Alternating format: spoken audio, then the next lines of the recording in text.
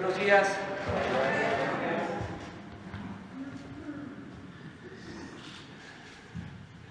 Pues el día de hoy vamos a cumplir con el compromiso de explicar sobre cómo se entregan las participaciones federales a los estados y municipios,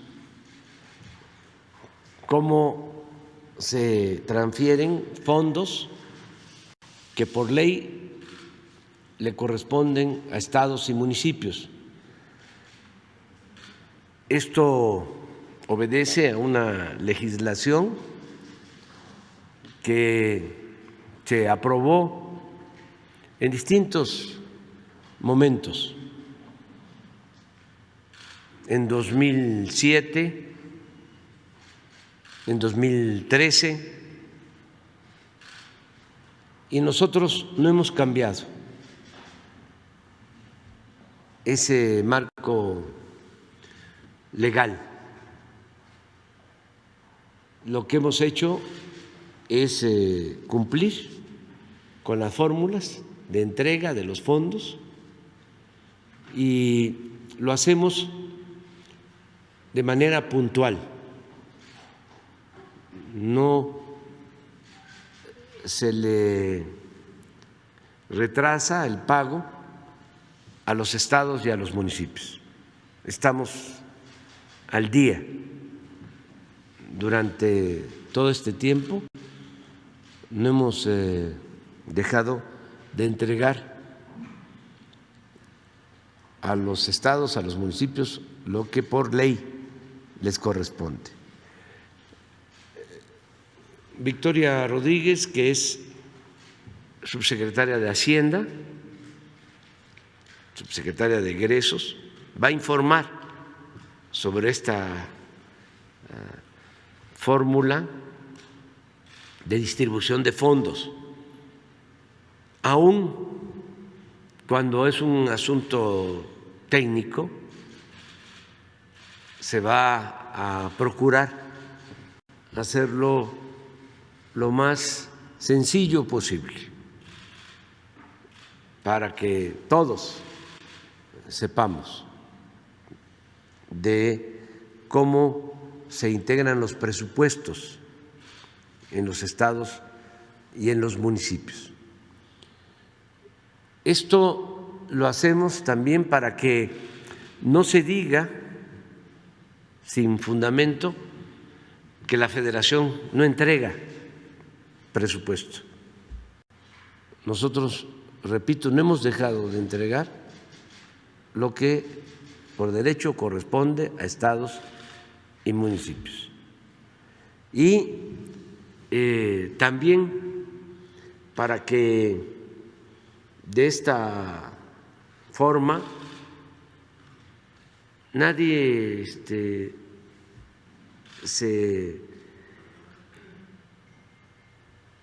llame a engaños, que esté planteando que les corresponden más recursos. Es una fórmula ya establecida. Para ser precisos, la estableció Felipe Calderón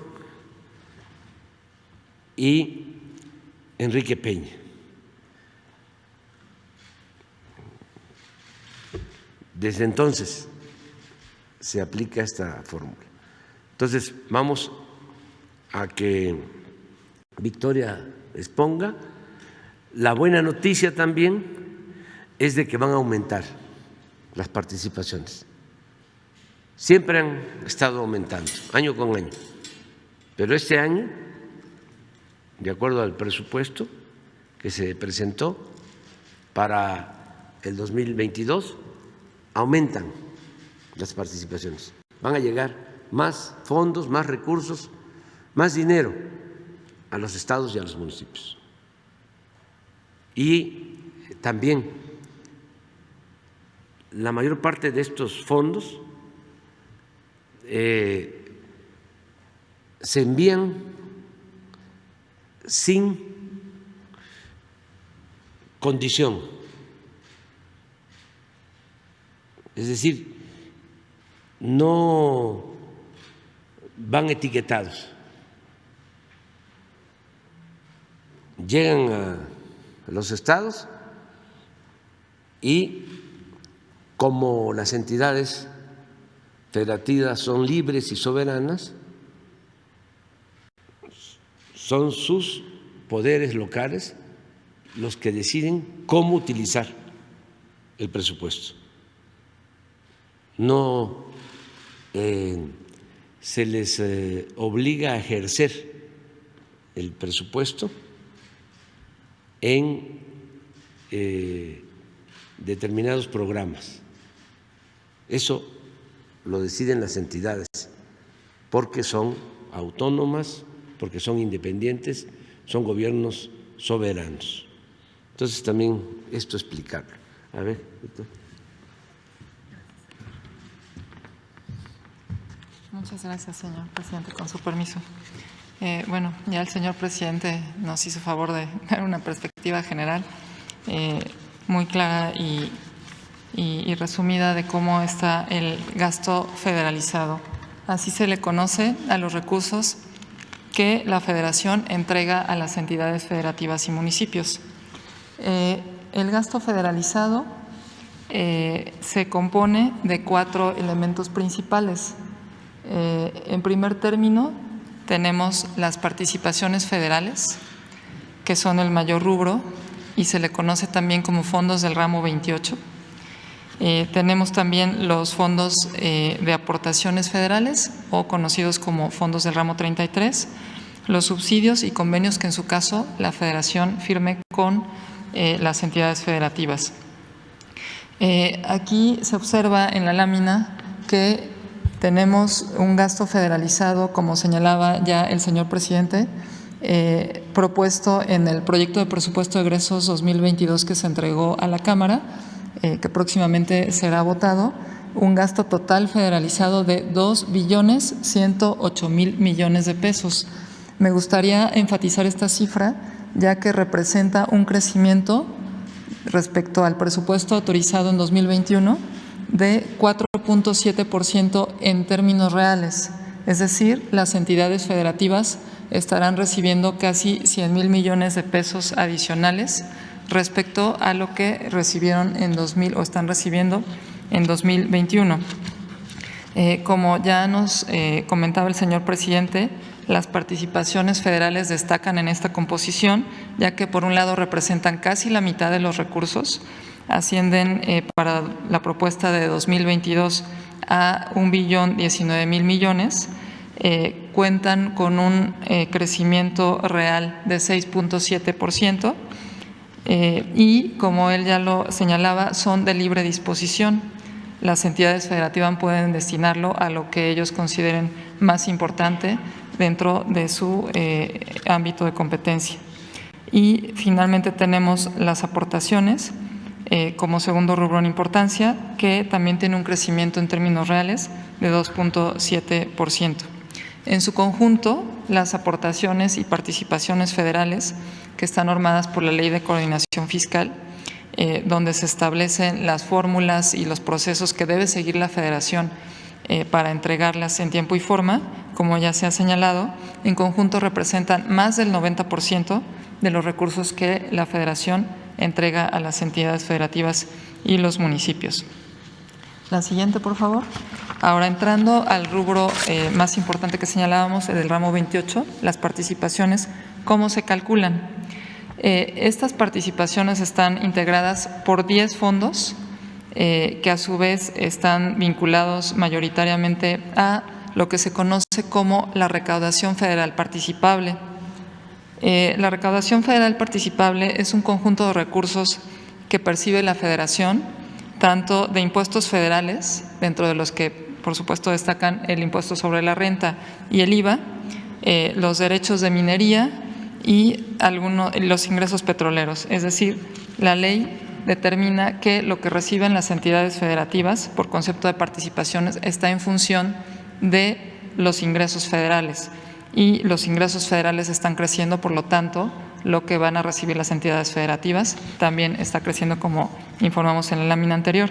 Las participaciones para 2021 ascienden a 921,000 millones de pesos, dentro de los cuales me gustaría resaltar los dos primeros fondos que se observan en el recuadro gris. El más importante es el primero de ellos, es el Fondo General de Participaciones.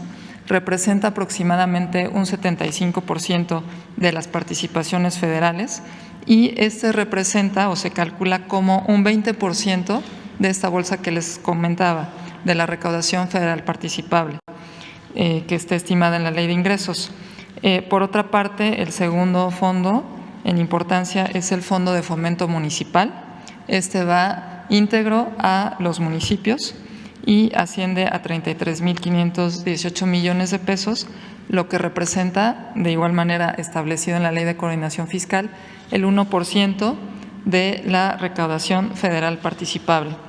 Hay otros fondos que los agrupamos en un gran total que está en la última barrita de 213,314 totalizan entre todos, y hay distintos fondos vinculados, por ejemplo, a los incentivos específicos del IEPS, con distintos porcentajes, dependiendo de si se trata de venta de cerveza, tabaco, etcétera. Pero todos estos, aquí lo importante es señalar o enfatizar que están establecidos los mecanismos y las fórmulas en la Ley de Coordinación Fiscal, y simplemente la Federación atiende a eso que está mandatado en dicha ley, y de esa forma mensualmente calcula lo que debe transferir a las entidades federativas y los municipios. Algunas de las variables que están vinculadas para distribuir estos recursos establecidas en la ley son, por un lado, la eficiencia recaudatoria de cada estado, el PIB estatal y la población de cada uno de ellos. Aquí me gustaría resaltar, como estas variables se van moviendo a lo largo del tiempo, por ejemplo, la población, el INEGI, de acuerdo a la ley, establece o determina la población trimestralmente para cada entidad federativa. De esta forma, la Federación consulta esa información y con base en ese factor, bueno, pues va haciendo los ajustes de la distribución de cada uno de estos fondos. Los fondos son fijos, el total, pero la distribución interna se va haciendo conforme se van dando o obteniendo estos datos de población, etcétera, recaudación, estas variables que yo les compartía. Ahora, si vamos a la siguiente, para explicar el principal fondo de las participaciones, que es el que les mencionaba, vale el 75%. Este se constituye como el 20% de la recaudación federal participable y se distribuye a los estados con base en la fórmula que ya nos señalaba el señor presidente, que fue establecida en 2007. Básicamente, lo que nos dice la fórmula es, a todos los estados se les va a dar de inicio las participaciones que ya recibían en el año base, que fue 2007. Es decir, nadie va a tener menos que eso, es un piso. Y de ahí se le va sumando lo adicional que constituye este fondo, como decimos que es el 20% de la RFP, de la recaudación federal participable, y la recaudación federal participable va creciendo, entonces este fondo también va creciendo. Ese excedente por encima de lo que era el monto de 2007 se va distribuyendo conforme a tres factores. Ahí se señala que un 60% está vinculado a la participación del PIB estatal del último año respecto al año anterior con relación al PIB que se observa a nivel nacional, ponderado por la población. Los dos siguientes factores, que valen un 30% y un 1% respectivamente, están vinculados a la eficiencia recaudatoria de la entidad federativa. El primer factor utiliza la tasa media de crecimiento de la recaudación de los últimos 3 años del Estado, y el 10% está vinculado a la tasa de crecimiento anual de recaudación de los impuestos y derechos locales, es decir, de la entidad federativa y sus municipios, también ponderado por la población. Como vemos, toda la fórmula o este factor de la variación del incremento que tiene el fondo por encima del piso que tenemos del año base de 2007 está ponderado por la población. Es decir, la fórmula, la reforma que hubo en 2007 le da un énfasis muy grande a la población en la distribución de los recursos de este fondo. La siguiente, por favor. Tenemos el otro fondo importante que va completamente a los municipios, es el Fondo de Fomento Municipal. Señalaba que es el 1% de la recaudación federal participable y aquí mostramos la fórmula. De nuevo, se tiene una base, que es el monto que se tenía en 2013 y la variación o el extra que se va obteniendo de este fondo, el crecimiento del fondo, se distribuye conforme a dos factores. Un 70% es conforme a la tasa de crecimiento anual de la recaudación local de la entidad federativa correspondiente y un 30% es asignado conforme a la recaudación del impuesto predial de los municipios, ambas variables, de nuevo, ponderadas por la población que hay en las entidades federativas. La siguiente, por favor. Aquí mostramos brevemente cómo, como señalaba en las láminas anteriores, si una de estas variables que están establecidas en la fórmula se mueve, la población va cambiando, es dinámica. Les comentaba que se determina trimestralmente por el INEGI. Tenemos aquí el ejemplo en la segunda columna del cuadro, se observa los datos de la población que había al cuarto trimestre de 2020. Y en la siguiente columna vemos cuál era la población al primer trimestre de 2021. Se puede observar que prácticamente en todos los estados hay pequeñas variaciones. Por ejemplo, la Ciudad de México, que es la primera que está resaltada, tiene una población en el cuarto trimestre de 2020, o tenía, de 8.700.000 habitantes. Y para el primer trimestre de 2021 ya eran 9.200.000 habitantes. Es decir, esta variación en el momento de distribuir los fondos que están vinculados a esta variable de población, pues va a tener un impacto en el peso que tiene la Ciudad de México en la recepción de los fondos, y así sucesivamente con las distintas entidades federativas. La siguiente nos habla ya del otro gran fondo que compartía, que son las aportaciones del ramo 33. Estas son básicamente 8 fondos. Los primeros 4 están determinados conforme a un porcentaje de esta misma bolsa que mencionábamos al principio, de la recaudación federal participable. Y los otros 4 están determinados conforme a otro tipo de variables. Los voy a mencionar muy brevemente. Aquí se puede observar que hay fondos para la salud, para la educación, para el fortalecimiento de los municipios y en este caso alcaldías de la Ciudad de México. También hay fondos para atender las carencias de la población en extrema pobreza, como es el FAIS. Tenemos también el Fondo de Aportaciones Múltiples, el FAM, que están enfocados en fortalecer tanto la infraestructura educativa como en destinarse a la asistencia social. Por ejemplo, aquí pueden entrar los desayunos escolares que cubren los estados a los niños. El Fortamun y el FAFEF son para fortalecer a las entidades federativas en distintos aspectos, entre ellos su infraestructura o el fortalecimiento de sus finanzas. El FONE y el FAETA son recursos que están asociados al apoyo educativo. El FONE, creo que ya es bastante conocido, está vinculado o determinado conforme al número de plazas de trabajadores de la educación con base en el sistema de administración de nómina que tiene la Federación.